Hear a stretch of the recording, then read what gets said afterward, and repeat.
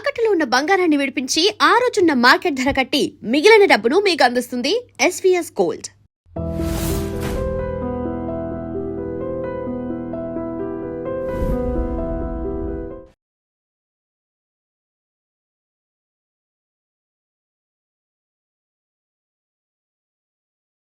నమస్తే, welcome to iDream. నేను వలి. ప్రస్తుతం నాతో పాటు స్టూడియోలో ఉన్నారు family counsellor, public speaker Rajani Rama గారు. మేడంతో మాట్లాడదాం. మేడం నమస్తే. నమస్తే మేడం, కూకట్పల్లిలో చాలా దారుణమైనటువంటి ఘటన. మనసుకు ఈ ఘటనకు సంబంధించిన సమాచారం వింటే ఎవరికైనా మనసు చాలా బాధ అనిపిస్తుంది. ఇద్దరు కుమారుల్ని తల్లి ఉరేసి చంపేసి తర్వాత తాను కూడా ఉరేసుకుని చనిపోయింది. కారణం ఏంటి అంటే భర్త ప్రవీణ్, ఆ ప్రవీణ్ అనేవాడు రెండో పెళ్లి చేసుకుని వేరే అమ్మాయితో బయట ఉంటూ ఇంటికి వచ్చి మళ్ళీ ఈమెను కొడుతూ తిడుతూ మానసికంగా శారీరకంగా హింసిస్తూ సంవత్సర కాలం నుంచి చేస్తున్నాడు. ఇక మారతాడు అనుకుంటే మారలేదు. ఇతన్ని మార్చడం నా వల్ల కాదు, నా జీవితం అయిపోయిందని భావించి నేను లేకపోతే నా బిడ్డలు ఎట్లా అనుకుందో ఏమో. ఇద్దరు పిల్లల్ని కూడా, ఇద్దరు అబ్బాయిలే, 12 సంవత్సరాలు 10 సంవత్సరాలు, కార్తీక్ కౌశిక్ వాళ్ళ పేర్లు, వాళ్ళిద్దరిని చంపేసి ఈమె కూడా ఊరేసుకుని చనిపోయింది. మేడం, ఆ కాలనీ వాసులు, నేను అక్కడికి వెళ్ళాను, వాళ్ళతో కాలనీ వాసులతో మాట్లాడాను. చాలా బాధపడుతూ చెప్తున్నారు, మంచి అమ్మాయి, వాడి వల్లే వాడిని ఉరిశిక్ష చేయాలని చెప్పి చాలా కోపంతో మాట్లాడుతున్నారు. ఇలాంటి ఘటనని మీరు ఎట్లా చూస్తారు? ఫస్ట్ వచ్చేసి మనకి మీరు చెప్పినట్టు అసలు అట్లా జరుగుతున్నప్పుడు వీళ్ళు మళ్ళీ వెళ్ళటం అనేది చెయ్యకూడదు. ఎందుకంటే అందులో ఏం మాయ ఉందో అనేది ఒకటి ఆలోచించాలి. ఇప్పుడు వాడు మాయ చేసే పట్టుకెళ్ళాడు రెండోసారి. తీసుకెళ్ళేటప్పుడేమో మంచిగా చెప్పి నేను బాగా చూసుకుంటాను, పెద్దవాళ్ళకు కూడా వాగ్దానం ఇచ్చి తీసుకెళ్ళాడు. అక్కడికి తీసుకెళ్ళిన తర్వాత ఏమని చెప్పాడు, నిన్ను తీసుకొచ్చింది, పిల్లల్ని తీసుకొచ్చింది మేము టార్చర్ పెట్టడానికే అన్నప్పుడు ఈ అమ్మాయి అసలు నోట మాట రాకుండా అయిపోతుంది కదా. వెంటనే బ్రెయిన్ కూడా బ్లాక్ అయిపోతుంది. ఏం ఆలోచించాలి అసలు, ఏంటి మనిషి, ఎట్లా అర్థం చేసుకోవాలి అనేది ఒకసారి మైండ్ బ్లాక్ అయిపోతుంది. నిజంగా దారుణమైన స్థితి వలి గారు అది. ఒక ఆడపిల్ల ఎలాంటి నిర్ణయం తీసుకోవాలి ఆ సమయంలో? నిర్ణయం తీసుకోలేరు, అసలు మైండ్ బ్లాక్ అయిపోతుంది. ఒకటే కన్నీళ్లు రావు, ఆలోచన రాదు, ఒకటే విరక్తి. ఎందుకు బ్రతకాలి? ఇప్పుడు పెళ్లి చేసుకుని ఇక్కడికి వచ్చిన తర్వాత ఇన్ని సంవత్సరాలు కాపురం చేసి పిల్లలు పెద్దవాళ్ళు అవుతుంటే ఈ పరిస్థితుల్లో పుట్టింటికి వెళ్తే ఏ ఆడపిల్ల కూడా వెళ్ళాలని ప్రయత్నం చేయదు అసలు. ఇది కూకట్పల్లి కైతలపూర్లో జరిగింది మేడం. అవును, ఆ కాలనీ ప్రెసిడెంట్ కూడా చాలా సార్లు వాళ్ళ ఇంట్లో కూడా పంచాయతీ జరిగిందంట. ఇకనైనా మారు ప్రవీణ్ అని చెప్పి ఆమె కూడా చాలా సార్లు చెప్పిందంట. అవును వలి గారు, ఈ సందర్భంగా ఒక మాట చెప్పదలుచుకున్నా. ఎవరు మారరు. పుట్టినవాడు చచ్చిపోయే లోపల అసలు మారడు. ఎక్కడన్నా 1-2% కూడా చాలా కష్టం. సినిమాలో అయితే 100% సాధ్యం. ఒక గంటలో రీల్ ఇలా తిప్పేస్తే అన్నీ మారిపోతాయి. సీజన్లు మారిపోతాయి, జన్మలు మారిపోతాయి, మనుషులు మారిపోతారు, అన్నీ మారిపోతాయి. నిజ జీవితంలో జీవితకాలం కూడా కష్టపడినా కూడా ఒక మనిషి ఒక చిన్న అలవాటు కూడా మార్చుకోలేడు. తెలుసా మీకు? ఒక తడి టవల్ మంచం మీద వేయొద్దు అన్న విషయం కూడా మారడు ఒక మనిషి. ముఖ్యంగా ఇది మగవాళ్ళ విషయంలోనే జరుగుతుంది ఈ విషయం, ఈ పని తడి టవల్ అనేది. పాపం ఆమె కాపురం చేసినంత కాలం చెప్తూనే ఉంటుంది అనమాట. అది చెప్పకపోతే నువ్వే తీసి ఆరేయచ్చు కదా అంటాడు అనమాట. ఓకే, నేను ఆరేస్తాను, పెద్ద సమస్య ఏం కాదు, అది పెద్ద పని ఏం కాదు, ఈ రూమ్లోంచి బయటకు తీసుకెళ్ళి మనం వేస్తాం, ఏం తప్పేం లేదు. కానీ అది నీ హ్యాబిట్ అనేది ఎలా పోతుంది? అది నేను ఇప్పుడు ఇది మార్చుకోకపోతే నీకేమైంది, నష్టం ఏంటి, ఎవరికన్నా నష్టమా అనే ప్రశ్నలకి జవాబులు ఉన్నాయంటారా? ఇది ఒక స్త్రీ ఆవేదన. నేను చెప్తాను ఎందుకు. నేను కూడా క్వశ్చన్ చేశా, ఏమవుతుంది మంచం మీద టవల్ వేస్తే అంటే ఆవిడ చెప్పిన సమాధానం ఏంటో చెప్పనా నేను. ఎంత కాకపోయినా టవల్ అనేది తడి అవుతుంది. కొంతమంది ఇది దగ్గరగా చూస్తేనో ఎక్స్పీరియన్స్ చేస్తేనో కానీ తెలియని విషయం ఇది. కొంతమంది స్నానం చేసినప్పుడు తడి ముద్దయిపోతుంది ఆ టవల్. ఎందుకు అవుతుందో నాకు తెలియదు. బకెట్లో ముంచి పిండినట్టు తయారవుతుంది ఆ టవల్. అంత తడిగా ఉంటుంది ఒక్కొక్కళ్ళు తుడుచుకుంటే. ఒక్కొక్కళ్ళు తుడుచుకుంటే పావు వంతు కూడా తడవదు టవల్, ఊరికే తడి అద్దుకున్నట్టుగా ఉంటుంది అనమాట. అంటే మనిషి యొక్క వాడకం విధానం తేడా ఉంటుంది. సరే, అంత తడి టవల్ తీసుకొచ్చి ప్రతిరోజు బెడ్ మీద వేస్తే ఏమవుతుంది? బెడ్షీటే కదా తడుస్తుంది అంటాం మనం.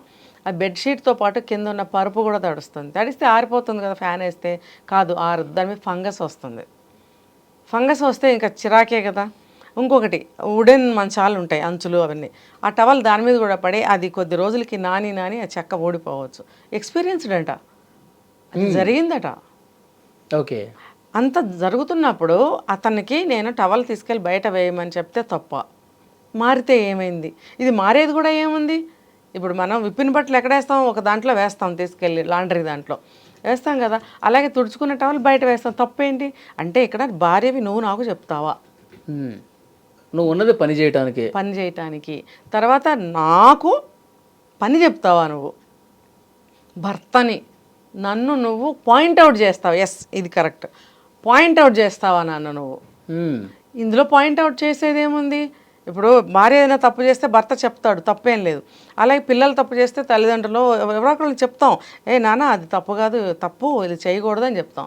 అలాగే ఒక ఫ్యామిలీ మెంబర్గా భర్త కూడా ఏదైనా పొరపాట్లు చేస్తే చెప్పడంలో తప్పేముంది? అదే తడి టవలు ఇంకొకళ్ళు ఎవరన్నా వేస్తే చెప్పచ్చు, తిట్టచ్చు, భర్తను అనకూడదట. ఇవి కోపాలకు దారితీస్తాయి, చివరికి ఎటైనా దారితీస్తాయి. అలాగే ఒక మనిషి మారడు అని చెప్పడానికి ఇది. ఇంతకీ ఇది ఒక 40 సంవత్సరాలు సాగింది ఈ ప్రయాణం, ఈ పోరాటం, తెలుసా? 40 సంవత్సరాలు. స్టిల్ టుడే ఆయన అట్లానే వేస్తాడు. ఓకే, 40 సంవత్సరాల నుంచి ఆ టవల్ అట్లాగే ఉంటుంది. ఆయన పట్టించుకోడు. రోజుకు 3-4 సార్లు స్నానం చేస్తాడు ఆయన మళ్ళీ. ఇది టార్చర్ అవునా కదా మీరు చెప్పండి? సరే, నువ్వు చూడనట్టు వదిలేయి అని మనం మళ్ళాంటి వాళ్ళ సలహా ఇస్తే ఏం చేస్తున్నావు నువ్వు? అది తీలేవా? అంటే నేను తుడుచుకుని అక్కడ పెట్టిన టవల్ నువ్వు ముట్టుకోవా? నేను అంటరాని వాడినా? నేను భర్తను కదా, నా టవల్ నువ్వు ఆరైవా? అంటే బై మిస్టేక్ ఆవిడ మర్చిపోయినా కూడా ఇన్ని మాటలు ఆవిడ పడాలి. ఇది ఎంత టార్చర్ చూడండి. ఇప్పుడు ఈ స్రవంతి అతనితో అంతంత బాధలు ఎలా పడగలదు? అతన్ని నేను ఇంకా మార్చలేను అనుకుందంట. ఆవిడ వైవాహిక జీవితం నిండా 14 ఏళ్ళు కూడా ఉందో లేదో. 40-50 సంవత్సరాలు కాపురాలు చేసిన వాళ్ళ జీవితాల్లో ఎటువంటి మార్పులు రాకుండానే రోజులు తెల్లవారిపోతున్నాయి. అంటే మేడం, ఇక్కడ టవల్, తడి టవల్ మంచం మీద వేయటం, లేకపోతే బెడ్ మీద వేయటం, ఇది చాలా కుటుంబాల్లో సాధారణంగా జరిగేదే అనుకుందాం. కానీ ఇక్కడ కైట్లాపూర్ కేసులో, ఈ కేసులో వాడు ఉండగానే రెండో పెళ్లి చేసుకుని సంవత్సరం అవుతుంది. అంటే మారటం అనే విషయానికి ఎగ్జాంపుల్ చెప్పాను. అంత చిన్న విషయాన్ని మార్చుకోలేని మనిషి బుద్ధి మార్చుకుంటాడా చెప్పండి? ఇప్పుడు నేను మారిపోయాను, ఆ అమ్మాయిని వదిలేశాను, ఆ అమ్మాయితో ఉండట్లేదు, నేను తీసుకెళ్తాను, బాగా చూసుకుంటాను అన్నాడు. ఇంకా చాలా వాగ్దానాలు చేసి ఉంటాడు. వాళ్ళు కూడా ఏం చెప్తారు? పిల్లలు పెద్దవాళ్ళు అవుతున్నారు నాయన, మగపిల్లలు జాగ్రత్తగా చూసుకోవాలి, చక్కని సంసారం బాగా చూసుకో, నీకేం లోటు చేయము, ఇలాంటివన్నీ చెప్పి పంపించి ఉంటారు. అన్నిటికీ తలకాయ ఊపి ఇక్కడికి రాగానే నిన్ను నేను టార్చర్ పెట్టడానికే తీసుకొచ్చానంటే, అంటే మారినట్టు లెక్క. ఇంత పెద్ద విషయంలో ఎలా మారిపోతాడు వలి గారు? ఎస్, అంత వ్యామోహానికి లొంగిపోయి రెండో పెళ్లి చేసుకున్న మనిషిని వదిలేస్తాడా? ఈ అమ్మాయి మీద మోజు తీరిపోయింది, ఈ అమ్మాయిని టార్చర్ పెడుతున్నప్పుడు ఈ అమ్మాయి మీద సడన్గా ప్రేమ ఇష్టం కలిగిపోతాయా? ఆ మార్పు రాదు. కాకపోతే ఏంటంటే ఈ అమ్మాయి వెళ్లకుండా ఉండాలి. అక్కడికి వెళ్లకుండా ఎలాగోలా కష్టమో నిష్ఠూరమో పడి చాలా కష్టపడి తన జీవితం తను చూసుకున్నట్టయితే బాగుండేది. గొర్రె కషాయవాడిని నమ్మినట్టు ఇలాంటి మా వ్యక్తుల్ని నమ్మి వెళ్ళకూడదండి. అసలు గొర్రె అంటే మాట లేనిది, మనిషికి మాట ఉంటుంది కదా, నమ్మకూడదు అసలు. ఆమె ఊళ్ళో పంచాయతీ చేసినప్పుడు పెద్దల దగ్గర ఇదే చెప్పిందంట, నేను ఇంక చాలా ట్రై చేశాను, నా వల్ల కావట్లేదు, ఇక నేను విడాకులు ఇచ్చేస్తాను, నా బతుకు నేను బతుకుతాను, నా పిల్లలు నేను బతకగలను అని చెప్పేసి అంటే ఆ ఊళ్ళో ఉన్నటువంటి పెద్దల కాళ్ళ మీద పడి అసలు నేను మంచిగా చూసుకుంటాను, ఇక పూర్తిగా మారిపోయాను, నాకు రెండో పెళ్ళి ఏం లేదు, ఆవిడ కూడా ఎవరు లేరు ఇప్పుడు అని తీసుకొచ్చాడు మేడం. అంటే కాళ్ళ మీద పడే పరిస్థితి వచ్చే అప్పుడు కొద్దిగా నమ్మింది, ఏమో ఈసారైనా మారతాడేమో అని చెప్పి. ఏంటంటే ఈగోతో కూడిన సైకోయిజంతో కూడినటువంటి ఈగోయిస్ట్, అర్థమైందా? అంటే కాళ్ళ మీద పడిపోవడానికి కూడా పడడు. సైకోలు అంతే, ఏం చేయాలన్నా చేసేస్తారు. కానీ యువతలకు వచ్చిన తర్వాత ఆ అమ్మాయిని టార్చర్ పెట్టడము, నన్ను పంచాయతీ పెడతావా భర్తని, నన్ను నా పరువు తీస్తావా, వీడికి ఒక పరువు ఉన్నట్టు అక్కడ, అంటే అక్కడ ఈగో. అంటే ఊళ్ళో పెద్దల ముందు తీసుకొచ్చింది కాబట్టి పగబెంచుకున్నాడు. మరి వాళ్ళ ముందు చెడ్డ అవ్వకూడదు కదా, అక్కడ సైకోయిజం చూపిస్తాడు, కాళ్ళు పట్టుకుంటాడు, చేతులు పట్టుకుంటాడు, ఏమన్నా చేస్తాడు. అంటే వీడికి సైకో ప్లస్ ఈగోయిస్ట్ రెండు అనమాట. ఆ ఇజమ్స్ని రెండింటిని సాటిస్ఫై చేయలేము, వాటిని మార్చలేము అనమాట. అలాంటి వాడికి ఏం చేయాలంటే వదిలించుకోవడమే. వదిలించుకునే ప్రయత్నం కూడా సాగనివ్వలేదు వాడు. అసలు ఈ అమ్మాయి రెండోసారి వెళ్ళడమే చాలా పెద్ద తప్పు, పొరపాటు చేసింది. నమ్మకూడదు ఇంక ఇలాంటి వాళ్ళని. తనే చెప్పింది కదా, ఇన్ని సంవత్సరాలు నేను అతన్ని మార్చలేకపోయాను, ఇంకా నా వల్ల కాదు అని అనుకున్న మనిషి ఎలా వెళ్ళగలిగింది? అసలు వెళ్ళకూడదు. కనీసం 30 సంవత్సరాలన్న వయసు ఉందనుకుందాం అమ్మాయికి, ఆలోచన శక్తి లేదా? వాడు కాళ్ళ మీద పడేసరికి ఎక్కడో ఒక చిన్న హోప్ వచ్చి ఉంటుంది మేడం. అదే మాయ, మోసం. అయినా కూడా ఒకసారి మనసుకి తేడా వచ్చాక అది అంటుకోదు వలి గారు. చిన్న క్రాక్ వచ్చినా సరే ఒక వస్తువు అంటుకుంటుందా? అంటుకున్నా అతుకు కనిపిస్తూనే ఉంటుంది కదా. అందుకని ఎవరైనా సరే ఇంతంత తేడాలు వచ్చి రెండో పెళ్లి చేసుకున్న పెళ్ళాన్ని తీసుకొచ్చి ఈమె కాపురం చేసిన ఇంట్లోనే కాపురం చేస్తున్నాడు అని అంటే ఇంకా మళ్ళీ మనకు అక్కడ స్థానం లేదు, వెళ్ళకూడదు అంతే. మళ్ళీ కాంప్రమైజ్ అవుదామా అంటే అనిపిస్తుంది, అరే ఉట్టుగా అనవసరంగా మన కాపురం పాడు చేసుకోవడం ఎందుకు, వెళ్ళి తల్లిదండ్రులకు భారం అవడం ఎందుకు, సమాజంలో చెడ్డ అవడం ఎందుకు అని ఆడపిల్లలు పాపం ఇలాగే ఆలోచిస్తారు. కానీ ఇలా జరుగుతున్న విషయాల నేపథ్యంలో ఖచ్చితంగా ముందడుగు వేయకూడదు, అలాంటి కొంపలకి మళ్ళీ వెళ్ళకూడదు. వెళ్ళినందువల్ల ఇంకా నాకు బాధ కలిగించిన విషయం ఏంటంటే ఆ తల్లి తను 9 మాసాలు మోసి కని పెంచింది కదా మేడం. 12 సంవత్సరాలు పెద్ద కొడుకు, 10 సంవత్సరాలు చిన్న కొడుకు. ఇది చేసుకునేటప్పుడు ఇద్దరు పిల్లల్ని కూడా ఉరేసిందంట. అదే కదా, ఇద్దరు పిల్లలుగా మరి వాళ్ళు అరుస్తూ ఉంటారు కదా. అవును. కానీ ఈ తల్లిగా తనకు కూడా ఆ పేగుబంధం ఉంటుంది, నా పిల్లల్ని నా చేత్తోనే చంపేస్తున్నాను. ఆ సమయంలో ఎంత బాధ అనిపించి ఉంటుంది. బాధ అనిపిస్తుంది. తర్వాత ఆమెకు చాలా రిలీఫ్గా కూడా ఫీల్ అయి ఉంటుంది. ఎందుకంటే నా పిల్లలు ఇంకా ఆ రాక్షసుడి చేతుల్లోకి వెళ్ళరు. ఎందుకంటే నేను బాగా చూసుకుంటాను, నేను లేనప్పుడు నా పిల్లల్ని ఎవరు బాగా చూడరు, అసలు వేరే దిక్కు కూడా ఉండదు. ఎవరు ఇద్దరు పిల్లల్ని పెంచి చదివించి పోషించి ఒక స్థాయికి ఎవరు తీసుకురాగలరు? ఎవరు తీసుకురారు. నా పిల్లలు అంటే ఒక్కసారి ఊహించుకుంటారనమాట ఆడవాళ్ళు. నేను కానీ లేకపోతే నా పిల్లలు రోడ్డున పడిపోతారు, నా భర్త మళ్ళీ అంటే ఈ కేసు వేరు, జనరల్గా చెప్తున్నా, మళ్ళీ పెళ్లి చేసుకుంటే రెండో భార్య వస్తుంది కానీ ఈ పిల్లలకి తల్లి అవ్వదు. మొగుడనేవాడు ఆ భార్య మాట వింటాడు కానీ ఈ పిల్లల్ని పట్టించుకోడు. మనకి కొన్ని సంఘటనలు కూడా వినుంటాం ఎవరి జీవితాల్లోనైనా కూడా, సినిమాల్లో కూడా చూపిస్తూ ఉంటారు. రెండో భార్య మాట కాదనలేక పిల్లల్ని కూడా పట్టించుకొని కథలు ఎన్నో సినిమాలు తీశారు. ఆ బ్లాక్ అండ్ వైట్లో కూడా ఉన్నాయి అలాంటి సినిమాలు. ఇప్పుడు ఈ మధ్య కాలంలో వస్తే కూడా అలాంటి కథలు ఉన్నాయి. అయితే సవితి తల్లి చూడదు, ఆవిడ మాట విని భర్త కూడా పిల్లల్ని నెగ్లెక్ట్ చేస్తాడు. ఎందుకంటే ఆటోమేటిక్గా వాళ్ళకు కూడా ఒకటో రెండో పిల్లలు పుడతారు. పుట్టినప్పుడు ఆవిడేం చేస్తుంది, ఇది మన ఫ్యామిలీ, వీళ్ళు మన ఫ్యామిలీలో వాళ్ళు కారు అని చెప్తుంది ఆ వచ్చిన రెండో భార్య. చెప్పినప్పుడు చెప్పగా ఇతనికి కూడా అదే అనిపిస్తుంది, నేను తండ్రిని, తను తల్లి, మా ఇద్దరు పిల్లలు, వీళ్ళు మాదొక కుటుంబం అని అతనికే అనిపిస్తుంది. అనిపించినప్పుడు ఆటోమేటిక్గా ఈ పిల్లల్ని సరిగ్గా చూసుకోడు. ఇదంతా భార్య ఊహించేస్తుంది. ఊహించేయటం వల్ల ఈ మధ్య కాలంలో చాలా కేసులు చూసాం, పిల్లల్ని చంపేసి తను చనిపోవడం.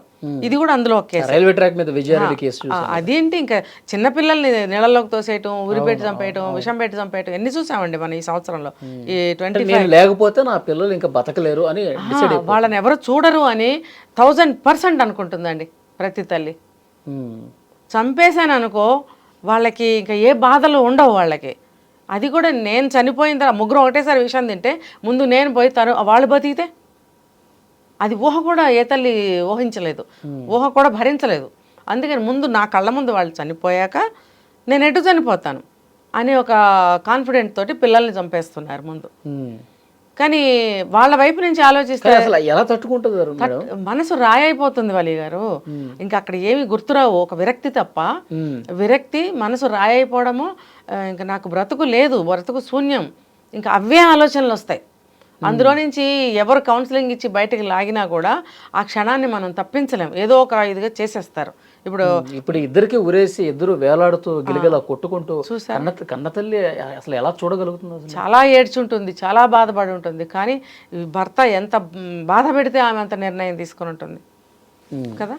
బాధ కూడా కాదు, టార్చర్, కష్టాలు, తిండి లేని రోజులు, బజార్ ఫుడ్ తీసుకొచ్చి పూట గడిపిన కర్మ ఏంటి ఆవిడకి. ఆవిడ అనుకుంటుంది కదా, నేను భిక్షగత్తిలాగా రోడ్డు మీద ఫుడ్ తెచ్చుకుని తిని పిల్లలకి పెట్టి ఎక్కడ ఏ రూమ్లో ఉందో, ఎవరి పంచన ఉందో, అసలు ఆమె చేతిలో కాసిన డబ్బులు ఉన్నాయా. నేనైతే చాలా బాధపడ్డాను అలీ గారు, నిజంగా ఆ సిచ్యువేషన్ కళ్ళ ముందు సీన్ ఇలా తిరిగితే నాకు చాలా బాధపడ్డాను. న్యూస్లో మనం చెప్తున్నాం రోడ్డు మీద ఫుడ్ తీసుకొచ్చి పిల్లలకి పెట్టిన పరిస్థితి అని అంటుంటే చాలా సింపుల్గా న్యూస్ చదువుతున్నారు కాబట్టి చదివేస్తున్నారు వాళ్ళు. ఒక్కొక్క అక్షరంలో మనం జీవించి చూసినట్టయితే ఆ బాధ అనేది నరాలని పిండినట్టు అనిపిస్తుంది అనమాట. పిల్లలకి ఏం తెలుసు, ఆకలేస్తుంది, అమ్మ ఏదో కొనుక్కొచ్చి పెట్టింది, ఇవాళ కాకపోతే రేపు నాన్న దగ్గరికి వెళ్తాం అన్న ఆలోచనలు అక్కడే ఉంటాయి పిల్లలు, చిన్నపిల్లలు కాబట్టి. ఈమె ఎన్ని రోజులు ఈ కష్టాలు ఎలా గడపాలి అనే బాధతోటి పిల్లలకి తెచ్చి పెడుతూనే ఆ పరిష్కారం కోసం కూడా ఆలోచిస్తూ ఉంటుంది అనమాట.